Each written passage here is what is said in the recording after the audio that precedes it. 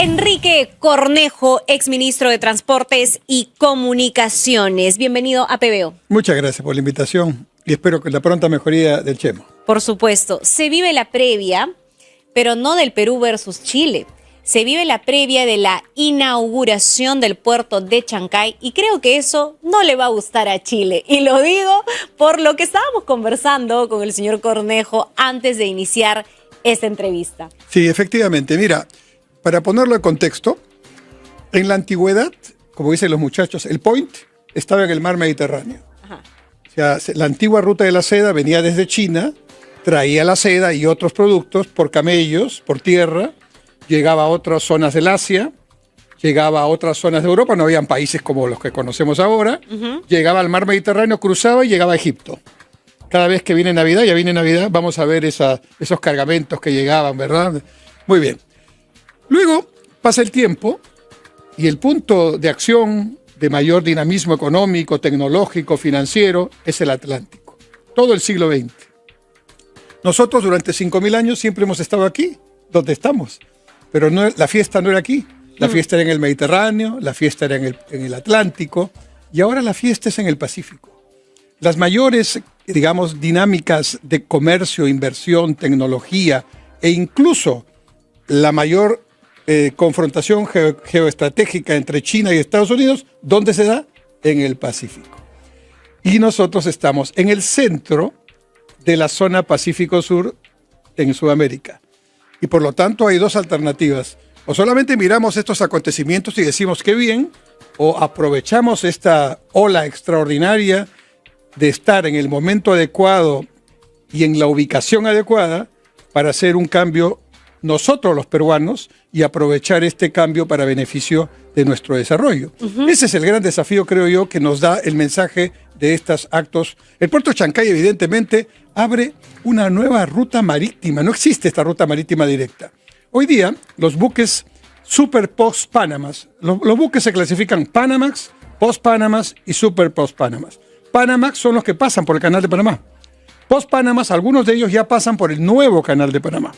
Pero los Super Post-Panamax, que son los que van a llegar a Chancay y también pueden llegar al Callao, nunca han venido por estas zonas.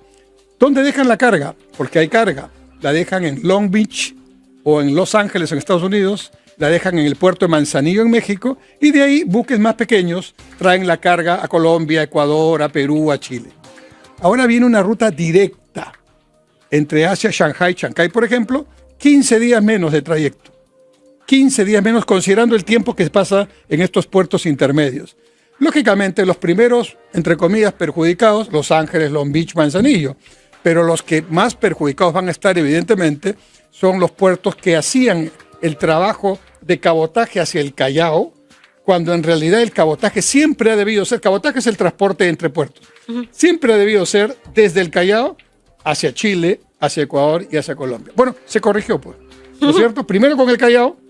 Fíjate, estamos hablando de Chancay, pero en el Callao tenemos al tercer operador más grande de puertos del mundo, DP World, de los Emiratos Árabes, y al segundo operador más grande del mundo, APM Terminals, nada menos dueño de la naviera Maersk. O sea, tenemos a los dos del top 3, tenemos a los dos más grandes en el Callao.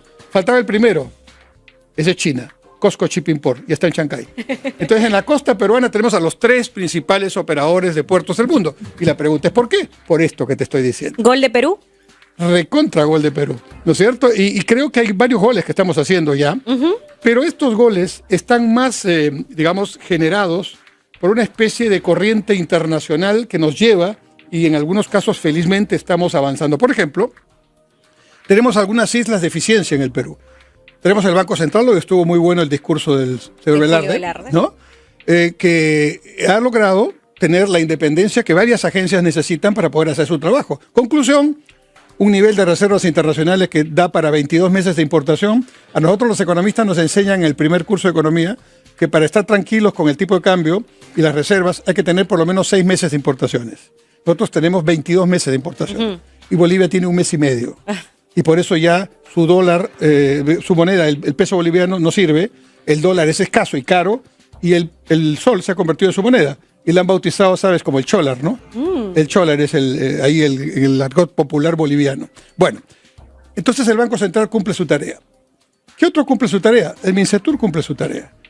Hace ya 20 años que un mismo equipo profesional muy, muy bueno ha logrado ya 23 acuerdos internacionales y hoy van a firmar, o entre hoy y mañana, 2 más.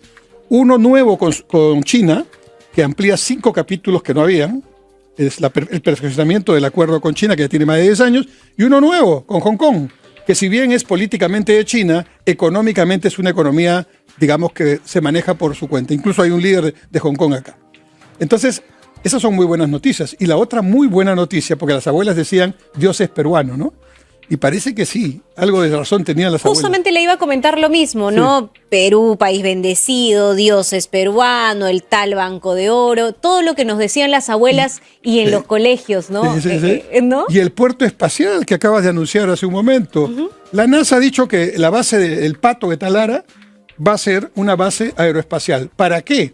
¿Para lanzar cohetes a la Luna? No, para lanzar cohetes suborbitales, que es la nueva forma donde se va a transportar las personas. O sea, si usted te vas a China en un vuelo de 20 y tantas horas que está haciendo el presidente Xi Jinping ahorita, ¿verdad? Pero te vas a ir a la China en 2 horas. En un cohete que va a ir por arriba y va a ir por la parte suborbital. ¿Y de dónde va a salir?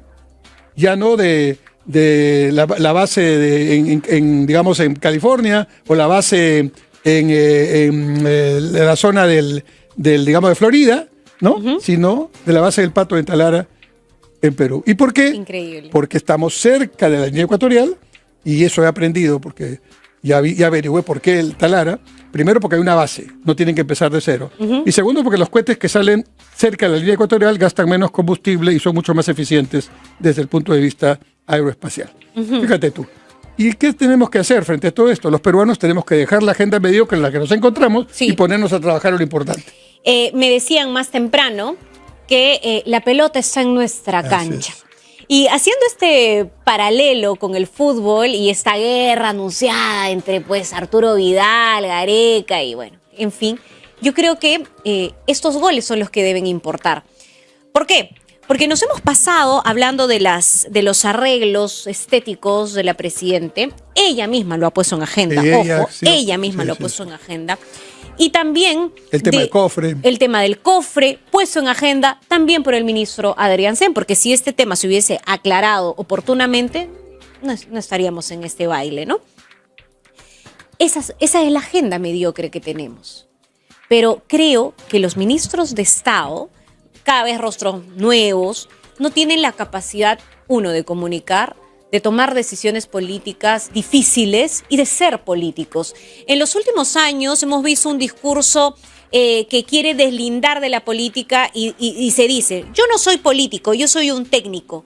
No, porque hay que ser político para comunicar de manera tan optimista. Lo veo a usted extasiado y con mucha esperanza. Muy orgulloso de estar ahora con buena salud para mirar el 14 de noviembre de 2024. Y realmente a mí me dan ganas de pedirle que por favor se presente al Congreso de la República. Por supuesto, ¿no? Es una bromita porque ahora el Congreso de la República con todo el tema del reinfo y demás, ya hasta da ganas de decirles de verdad, vamos a elecciones generales.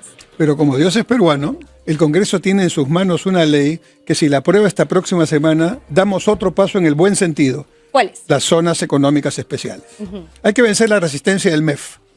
El MEF tiene una resistencia que hasta el momento ha servido, hay que decirlo, para manejar con responsabilidad el tema fiscal. Y siempre está el recuerdo de los 70, de los 80, cuando se gastaba con un banco central que emitía y generaba inflación. Pero eso ya no existe. Entonces ahora, yo escuchaba una vez un sermón de un sacerdote que decía, ¿ustedes han visto algún pintor que solo tenga pinturas blancas? ¿Solo blancos? No. ¿Y otro que solo tenga pinturas oscuras? No. Bueno, es que la vida, como la pintura, es matiz. Hay que matizar. Y en política hay que matizar. No, los extremos son para las revoluciones. A veces ocurren y tienen que ocurrir y en la historia han habido varios casos. Pero el gobierno, la gestión, es al centro, no es a los extremos. ¿No? Incluso los presidentes, para salir, tienen que irse hacia el centro. En el centro está la mayor parte de la población y no ocurre solo en Perú. Y entonces ahora tenemos... Y los políticos hacen eso, disculpe. Lo vimos con Ollanta Humala cuando llegó con una agenda radical y se firmó la denominada hoja de ruta. Lo vemos actualmente con Dina Boluarte. Pero hay un problema. Dígame. Una cosa es ir hacia el centro por conveniencia de votos para salir y otra cosa es ir hacia el centro con convicción. ¿No? Incluso los extremos son para las revoluciones. A veces ocurren y tienen que ocurrir y en la historia han habido varios casos. Pero el gobierno, la gestión, es al centro. Yo veía un presidente... Por servir al país. Claro, yo veía un presidente Humala que decía un discurso del centro porque no creía en ese discurso. Yo veo a una señora presidenta que dice lo que dice ahora. Ha estado con presidentes, con CEOs de la cantidad de países que tenemos y de invitados. Es decir, ahí nomás hoy día van a haber muchos negocios que se van a cerrar para bien del Perú y otros entre ellos.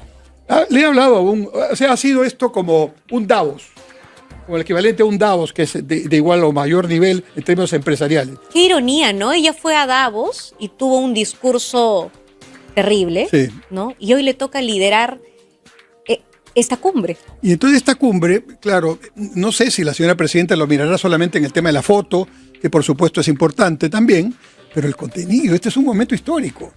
Este es un momento histórico. Lo que hay que hacer es añadirle valor a las buenas noticias que estamos teniendo.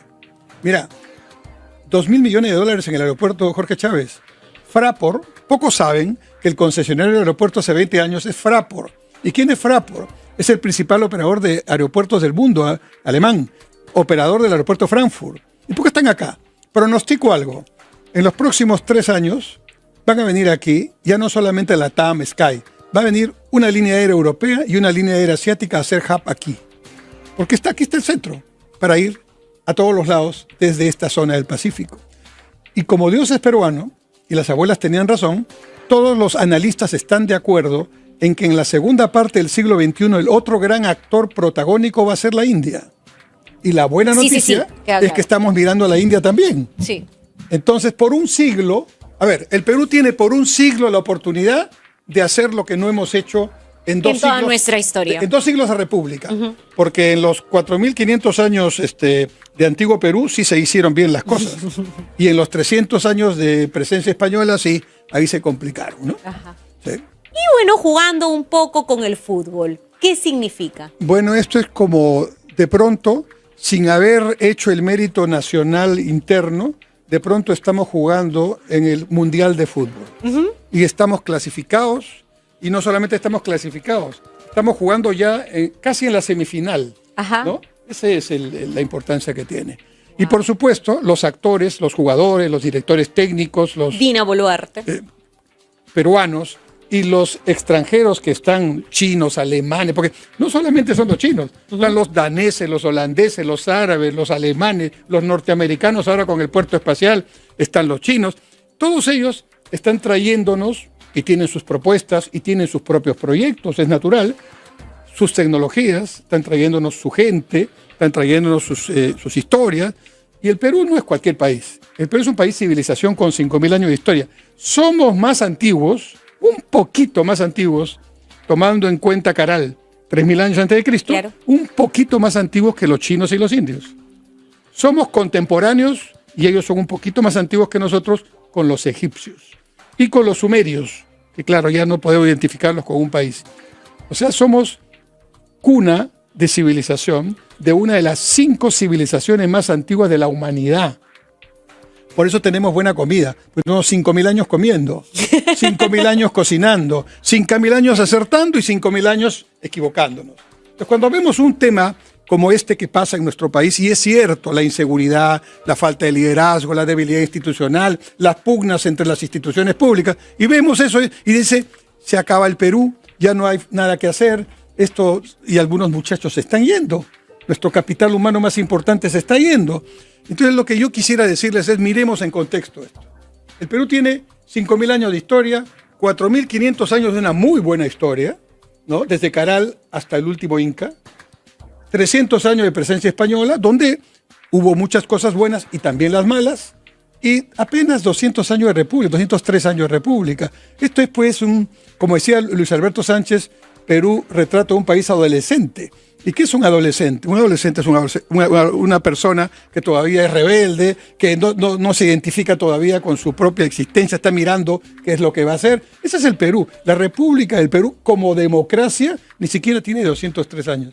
Yo calculo que debe tener cerca de 70. Todo lo demás ha sido golpes de Estado, semigolpes, autogolpes. Intentonas, ¿no? Y entonces la institucionalidad es algo es algo muy preciado.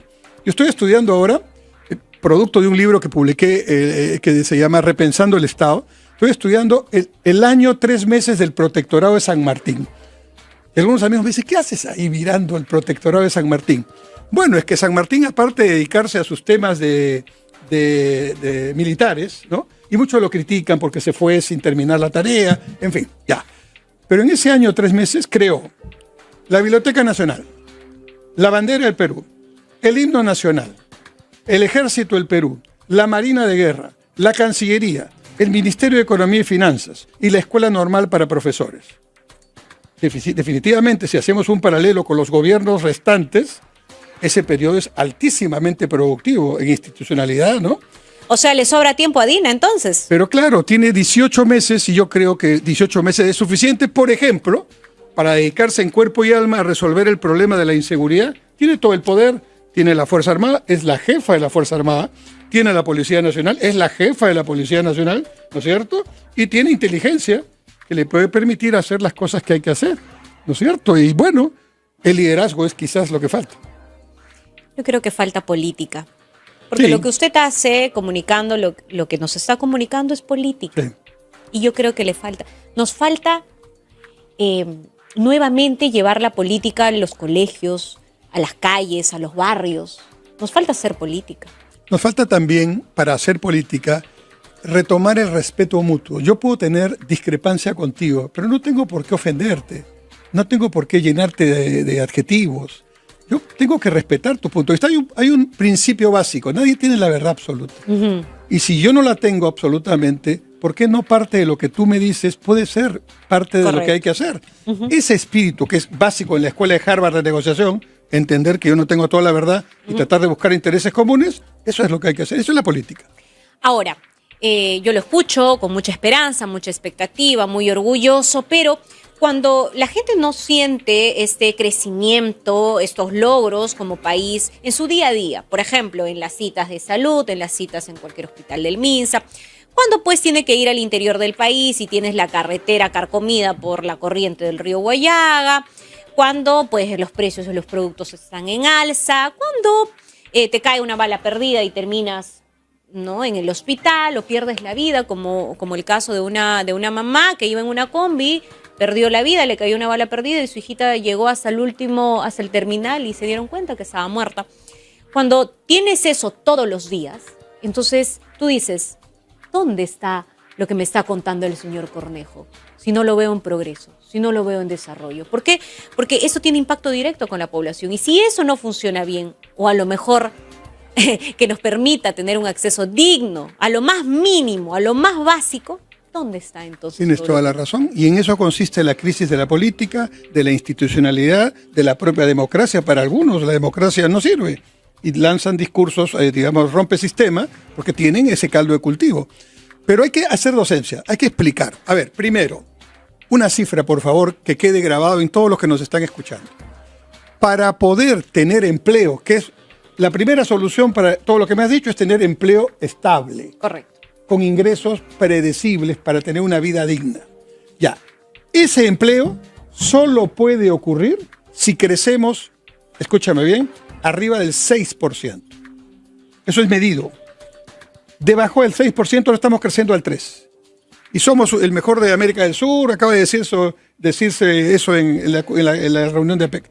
Pero es insuficiente para lo que tú me pides, que es que el poblador sienta el crecimiento, claro, aquí, en su familia, en el empleo, en su casa, claro, ¿no? Entonces, ¿por qué?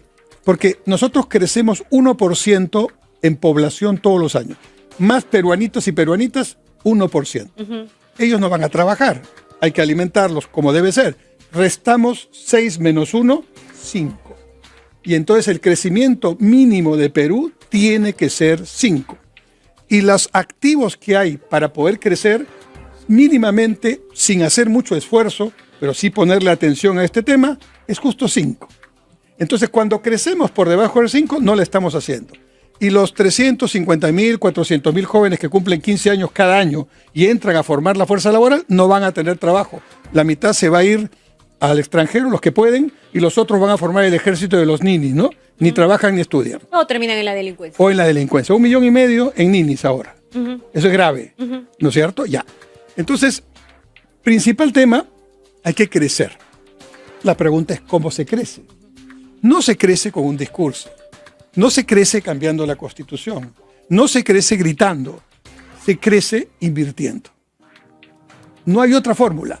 Y Deng Xiaoping en China, en la China que ahora está de moda por el puerto, enseñó a los chinos que si no había inversión y tecnología extranjera, China seguía pobre. Y ahora China es una potencia que tiene su propia tecnología. Entonces, si Deng Xiaoping en la China comunista lo entendió hace ya varias décadas, ¿por qué algunos compatriotas nuestros, que seguramente tienen muy buena intención, siguen pensando en el modelo chino de Mao, ¿no es cierto? Y no han leído un poquito lo que pasó en la propia China. Exactamente. ¿No es cierto? Entonces, entender que crecer implica inversión es ya un avance. Porque para la inversión, yo no estoy hablando de la inversión pública, que es importante, de la inversión privada. Y cuando digo inversión privada, no estoy pensando en Telefónica, en Southern o en Yanacocha. Estoy pensando en el bodeguero de la esquina que compra su nueva máquina cortadora de jamón. Estoy pensando en el chifa que está ahí en el barrio, que compró su nuevo anaquel. Estoy pensando en el heladero que cambió las llantas de su carrito triciclo de helado, ¿no es cierto? Eso es inversión privada. Y nosotros tenemos 10 o 12 millones de inversionistas privados pequeñitos que generan su autoempleo y sobreviven gracias a Dios y a su emprendimiento. Porque si no, aquí habría habido 3 revoluciones ya. Ese colchón es el que disimula el principal adversario. Porque el otro problema es que estamos equivocándonos de adversario. El adversario es el inversionista extranjero, que se la lleva toda, dicen algunas narrativas. El adversario es la empresa privada, que no mira por nosotros, no, y tiene que hacer nuestra carretera. El adversario es el Estado, que no ha cumplido su tarea en los últimos años y no lo está cumpliendo ni a nivel nacional, ni a nivel regional y municipal. Entonces, primera tarea de todos para empezar a salir de este asunto y que nos caiga un beneficio de todo esto que estamos conversando, votemos bien, pues. Correcto. Hablando de adversarios, y le cuento, usted había sido convocado para hablar de otro tema, pero evidentemente lo que nos ha contado no solamente podemos hablar de lo que quiere. no solamente es interesantísimo, sino un aterrizaje a la realidad. ¿Por qué? Usted había sido convocado para hablar de la huelga de los transportistas. Y hablando de adversario y tomando todo lo que nos ha dicho, porque esto nos lleva a justamente el tema de la entrevista, es que Dina Boluarte y su equipo en los primeros días de paralización se estaban peleando con quienes iban a paralización, que no eran necesariamente informales, no eran transportistas que te pedían subsidios, combustible, no. Eran transportistas que habían sido extorsionados y también eran gremios, asociaciones empresarios de Gamarra, del centro de Lima, eran empresas agroexportadoras, era la asociación de bodegueros. Tú te refieres al paro anterior, no a este. Por supuesto, no a este, evidentemente, sino a los primeros. Pero ¿cuál fue el discurso de Adriancén a las 9 de la mañana que salió a hacer un balance? Un poco más y les dice terroristas, ¿no? Sí. Y cuando usted me habla de adversarios, y también recordaba a Chema decir, ¿con quiénes te estás peleando? Creo que has identificado mal al enemigo. Aquí todos estamos unidos buscando seguridad en contra del sicariato. Claro. ¿No? Entonces, tomo lo que usted nos dice para justamente decirle al gobierno que nos estamos olvidando de esta agenda comercial que, por ejemplo, existe en Puno. En Puno, digamos, el comercio, ¿realmente estamos pensando que ellos son rojos, comunistas? ¿O no estamos viendo la real agenda de los puneños, por ejemplo? Yo creo que no. A ver, yo no soy parte del gobierno, pero el gobierno está absolutamente con un filtro equivocado. No sé si es la señora presidenta, no sé si son los asesores, no sé si son los ministros que van y defienden, no hablan de educación, pero defienden a la presidenta, esa es su tarea. Bueno, lo cierto es que estamos sin generales. Vamos a hablarlo así, estamos sin generales. Los comandantes y mayores y capitanes y la tropa están esperando la señal de liderazgo, porque hay cosas que hay que hacer. No estamos en cero. Hay proyectos paralizados en este momento. Estoy hablando de esos proyectos que quiere la gente en términos de seguridad o en términos de agua. Correcto. Todo. Entonces, el liderazgo parece orientarse a una supervivencia mutua de unos y otros para llegar al 26. Ajá, Congreso Ejecutivo. Y eso es absolutamente mediocre. Es una visión absolutamente incongruente con una realidad. En política en un segundo tú puedes hacer el cambio. Y que no se resume a un tema constitucional, porque yo escucho a muchos constitucionalistas decir, no, pero no se puede, la verdad es que deberíamos ir hasta el 2026, no, ministro, tú no te puedes pelear con el Congreso, porque la verdad es que si no me vacan. Pero también creo que en el Congreso de la República la agenda de los partidos que representaban, los partidos de izquierda o partidos como Fuerza Popular, por ejemplo, que representaba supuestamente los intereses del empresariado, no lo están haciendo.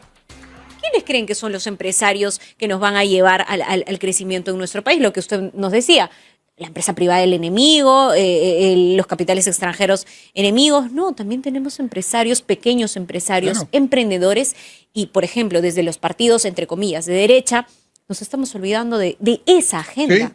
Y eso es un error. En el Congreso, no solamente me refiero a Dina Boluarte. Y nos estamos polarizando a derecha y izquierda y estamos olvidando nuevamente el centro político. Y el centro económico donde se generan las decisiones que funcionan.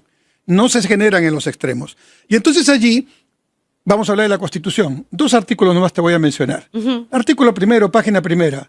La persona humana y la defensa de su dignidad es el fin supremo de la sociedad y del Estado. Punto. Ahí debería acabarse la Constitución. Sí. Entonces, ese artículo 1 no se cumple en educación, no se cumple en salud, no se cumple en agua y desagüe, no se cumple en seguridad, no se cumple en justicia. Conclusión, ¿quién es el culpable? ¿La empresa extranjera o nacional? No, el Estado.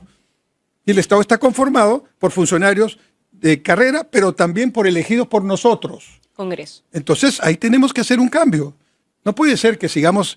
7,5 millones de peruanos no fueron a la primera vuelta del 2021 a votar o votaron en blanco y viciado.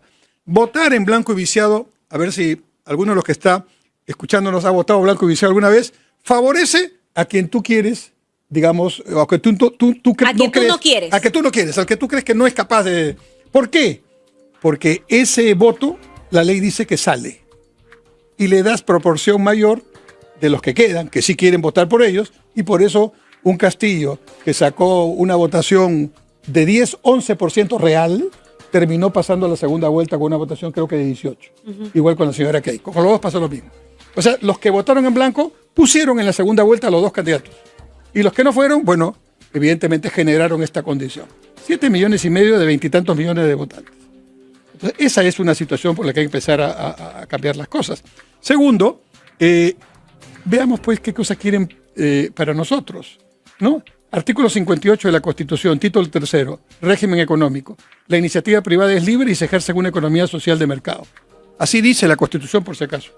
Y los que la defienden y los que no la defienden no entienden qué es economía social de mercado. Hablan de economía de libre mercado. Y eso no existe en la Constitución. No dice la Constitución. Entonces, ¿qué es una economía social de mercado? A ver, miremos Alemania, miremos Austria, miremos Noruega, miremos Finlandia, miremos Islandia, miremos Costa Rica un poquito aquí, ¿no? ¿Qué es? Mercado y Estado funcionando, los dos, cada uno haciendo su tarea. Ni el Estado pretende ser mercado, ni al revés. ¿Funciona? Sí funciona. No, o sea, los ejemplos que ha dado. ¿Cuál es la tarea del mercado? Generar empleo. Otro problema en el Perú, que se cree que la tarea del Estado es generar empleo, ¿no? A través de funcionarios burocráticos que ya son bastantes, ¿no? La tarea del empleo real, el empleo para todos los peruanos que necesitan empleo digno, es del sector privado, es de la empresa privada. Voy a ponerlo en números. ¿Cuántos serán los funcionarios públicos activos y jubilados? ¿2 millones? ¿3 millones? ¿Cuántos somos los peruanos? Dice el censo, que ya va a ser cambiado el próximo año, 30 millones aquí, 3,5 millones afuera. ¿Qué dice el INEI? 51% son, digamos, fuerza de trabajo, o sea, entre 15 y 64 años. 51% de 30, ya 15,5 millones. ¿El Estado puede darle empleo a 15,5 millones de gente? Evidentemente que no, sería un imposible, además no se quedarían. Entonces, 4 millones, 5 millones entre sector privado y sector público ahora. 10 millones autogenerando su empleo. Esa es la realidad del Perú. Entonces, esos 10 millones tienen que ser empleados por proyectos privados que se generen. ¿Y el Estado qué tiene que hacer? Buena educación, una educación pública que sea igual o superior a la privada, con valores, con inglés para todo el que sale de la secundaria, con un razonamiento matemático adecuado, sabiendo leer y escribir, comprendiendo lo que se lee, teniendo hábito de lectura y, lo más importante, teniendo pensamiento crítico propio sobre lo que se lee. Correcto. Y eso es tarea del Estado.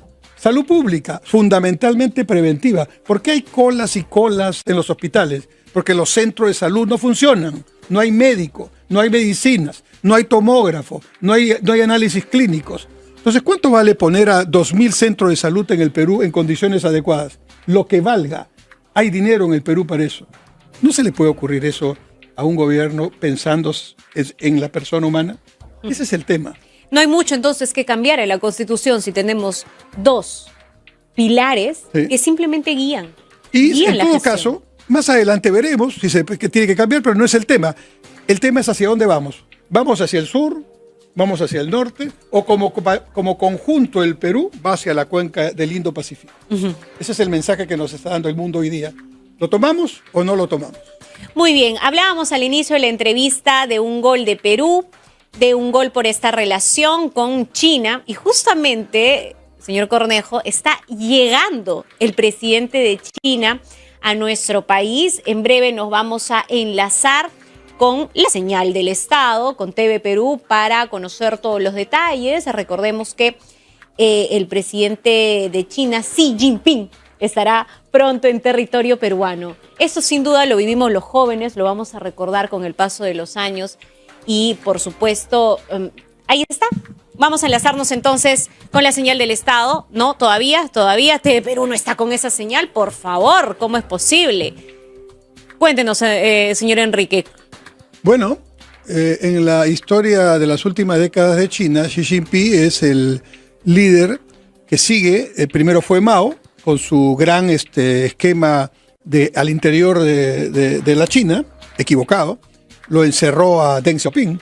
Cuando Mao muere, Deng Xiaoping se reivindica políticamente, es primer ministro y presidente del partido en China y lanza esta idea de no importa el color del gato, lo importante es que case ratones, porque le decían sus camaradas comunistas, oiga, usted está equivocando, camarada, usted tiene que hacer que China surja. ¿Cómo va a surgir China si no se relaciona con el resto del mundo? Claro, y se aísla. Y surgieron las provincias especiales, una sola China, dos economías, que son los temas que han guiado hasta ahora el proceso de China hasta ponerse en una posición de ser un líder mundial. Ya es el primer país de comercio exterior del mundo, más que Estados Unidos, ¿no? Y es el segundo país productor del mundo, después de Estados Unidos, pero ya superó a Alemania y Japón. Y hoy en día, en algunos sectores, China es líder mundial indiscutible, tecnológicamente hablando. Por ejemplo, en la movilidad eléctrica. Todo lo que es el tema de transporte público y privado eléctrico, que es el tema que se viene, los chinos son los líderes. Y por eso, no tengo ninguna duda que el presidente Trump, a partir de enero, empezará una política seguramente agresiva de guerra comercial con China, porque evidentemente los norteamericanos en estos temas se han quedado. Entonces, esto es una... No, se han peleado con China creyendo que pues si le quitas... hubo toda una disputa por el tema de los Huawei sí. Y el sistema operativo, pero realmente le hizo caricias 2 meses nada más. Va a ser un periodo del presidente Trump, porque estoy seguro que va a honrar su palabra, y entonces esperemos un periodo proteccionista, no solamente con China, también con el resto del mundo. Pero la vida es así. Estados Unidos tiene que también hacer su propia reingeniería. Ellos tienen otros sectores donde son líderes, ¿no? Y compiten, pues ahora ya no es la competencia entre la antigua Unión Soviética y Estados Unidos y Occidente, ahora es la competencia entre Estados Unidos y China, y pronto entra otro actor, India, que tiene una ventaja. ¿Hablan inglés? Hablan un montón de idiomas, pero un idioma universal que hablan es el inglés, y otra cosa, es un país democrático. Y tiene 2 ventajas frente a China para liderar el mundo. Muy bien, no tenemos en este momento la señal del Estado para tener en cuenta estos detalles de la llegada de Xi Jinping. Creo que tenemos otras transmisiones, prestemos atención, busquémoslas por favor. ¿No? Ya aterrizó el avión que lo trae, vemos en pantallas al jefe del gabinete ministerial, Gustavo Adrianzen, justamente a la espera de la salida del avión del presidente chino. Luego se espera toda una agenda cargada de la APEC. Tenemos la agenda en este momento. Yo no tengo a la mano la agenda. La podemos poner en pantalla, por favor. para conocer un poco qué va a ocurrir después de la llegada, después del arribo del presidente chino Xi Jinping. Para las próximas horas se espera la llegada del presidente de Estados Unidos, Joe Biden. La tenemos en pantalla, no lo tengo a la mano. ¿No es cierto? Entonces, ¿esa imagen es de este momento? No, todavía no. Se traslada Gustavo Adriansen entonces para recibir al presidente chino Xi Jinping. Ahí está la agenda. A ver, si logramos, si me ayuda usted a ver, me ayuda por favor el señor Enrique Cornejo para la llegada de China. Bueno, hoy tenemos más o menos a las 5:30, 6 de la tarde, tenemos la inauguración del terminal portuario de Chancay, sí, claro, donde el presidente Xi Jinping va a estar, ¿no?, desde Palacio de Gobierno. Y obviamente eso es, digamos, un acto fundamental del día de hoy. Pero también había una visita de Estado del presidente Xi Jinping a Perú. O sea, algunos de los líderes están viniendo en visita oficial y otros están viniendo en visita de Estado. La diferencia es el nivel de protocolo, ¿no? Sí. La visita de Estado es el máximo nivel, ¿no? La visita oficial incluye una entrevista con la presidenta. En Palacio de Gobierno, con el protocolo. Posteriormente se ven condecoraciones, sí, como lo hemos visto en los días anteriores. Lea, el representante del gobierno de Malasia la ha calificado de la dama de hierro. Bueno, hay una cosa importante. Esto es, seguimos hablando del fútbol, a ver. Voy a poner a Pizarro de por medio. Pizarro es probablemente el jugador de fútbol peruano que más éxito ha tenido a nivel internacional, pero es poco querido aquí. Se le atribuye de que cuando llegaba aquí no hacía los goles que hacía en Alemania. En Alemania es un ídolo, ¿no? Pero, en mi opinión, cuando metía un gol Pizarro, metía un gol Perú. Por supuesto. Un día yo estaba en Bogotá, en Colombia, y estaba un día de corriente, un día común, y vi que estaban todos mirando el televisor. Y de pronto todos saltaron y decían gol. Y le pregunté al taxista, señor, ¿qué partido hay hoy día? ¿Juega Colombia? No, me dice, juega Real Madrid. ¿Y por qué están todos los colombianos en Bogotá mirando la televisión? Porque juega James y acaba de meter gol. Gol de James, gol de Colombia. Gol de Colombia. No importa que sea el Real Madrid. Eso es lo que falta un poquito en el Perú. En este momento, nuestras diferencias a un costadito, aprovechemos esta circunstancia como peruanos, cada uno de su punto de vista trate de sacarle, digamos, el mayor valor a lo que está pasando, y claramente el hecho de que además estén, porque se ha querido deslucir diciendo que no vienen todos, en realidad no viene Putin, porque si sale Putin lo toman preso, tiene orden de captura, ¿no es cierto? Está viniéndose el primer vicepresidente, en fin, no sé. Y está también sin venir la presidenta mexicana, porque se les ha dado a los mexicanos desde AMLO y ahora la señora Sheinbaum, ¿no?, de que Perú no tiene un gobierno legítimo, según ellos, ¿no? Bueno, allá ellos. Pero en realidad lo que se pierde en la fiesta. Se pierde en la fiesta, evidentemente, se pierde en la fiesta, ¿no? Bien, vamos a tratar de buscar una conexión en la pausa para poder tener los detalles de la llegada. Nuestro equipo periodístico está ahí, por supuesto. Sin embargo, quienes mejor acceso tienen a la información, ubicación y demás es la señal del Estado, nuestra señal. Así que nos vamos a la pausa. En breve le agradezco, señor Enrique Cornejo, su tiempo, un poco de historia, un poco de educación al respecto, y le agradezco también su optimismo, que nos pasa que a la juventud ahora todo nos parece negativo, porque tenemos la orquestación de ese mensaje todo el tiempo, todos los días, y que la política es algo donde están los malos, los corruptos, y eso a veces nos quita, digamos, esa esperanza con la que debe existir la juventud. Precisamente la razón de mi optimismo, que es pisando tierra, por cierto, es mi ininterrumpido Trabajo académico. 46 años con alumnos, y los alumnos son mi fuente de optimismo. Ya nosotros nos vamos a ir, ¿no? Pero los que vienen van a cumplir su tarea, estoy absolutamente seguro. Correcto, muchísimas gracias. Nos vamos a la pausa.